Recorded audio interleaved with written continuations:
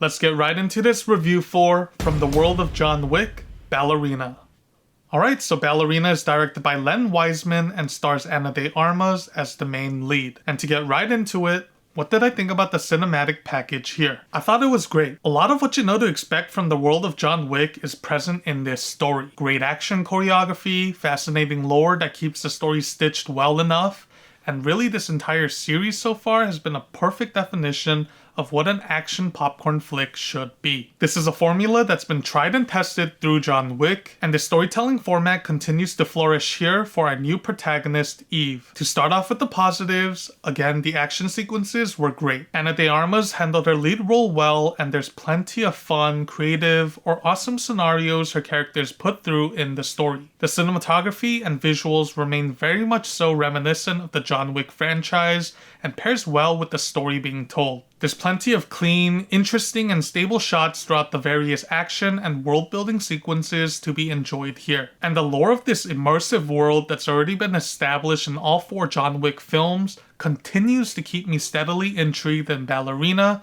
which is definitely a plus. I also thought the runtime of 2 hours and 5 minutes was a great length for this narrative, and my favorite part of the cinematic package ends up being the setup in Act 1, plus the continued build-up that occurs throughout Act 2. I will say by the time we reach Act 3, this is where I found there to be more predictable moments, and I just found the overall conclusion to be less gratifying to witness compared to what's shown in the build-up phases of Acts 1 and 2. Now, one of my core negatives to this film is that this is essentially the first John Wick Vengeance plotline all over again, and quite frankly, the narrative here can feel a bit overshadowed at times, and it just has a slightly less original quality to it, as this is the second time we're seeing the Vengeance storyline play out. So although Ballerina is still a worthy addition into the world and lore of John Wick, it by no means is a better film than its predecessors. Also, to point out, the general storyline here is predictable and generic for the most part, which I guess doesn't matter for most of the fans, since the action continues to remain top-notch. And another negative is that the main antagonist is probably one of the weaker villains in the John Wick lore. A lot of his character and his cult's establishment isn't really explained all too well in the story.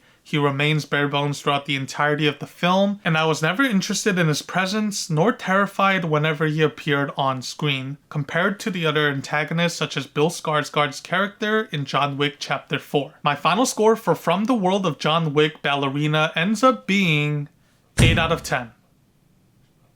I loved all 4 of the John Wick films, and Ballerina continues to provide plenty of action-packed fun moments. So it's definitely worth watching if you're a fan of this series, and I really don't see how you'll end up disappointed with this film unless you expected it to be better than John Wick Chapter 4. Anyways, thanks for checking this review out. Tons more coming onto this channel, so stay tuned, and I hope to see you in the next review. Until then, stay safe out there, and peace.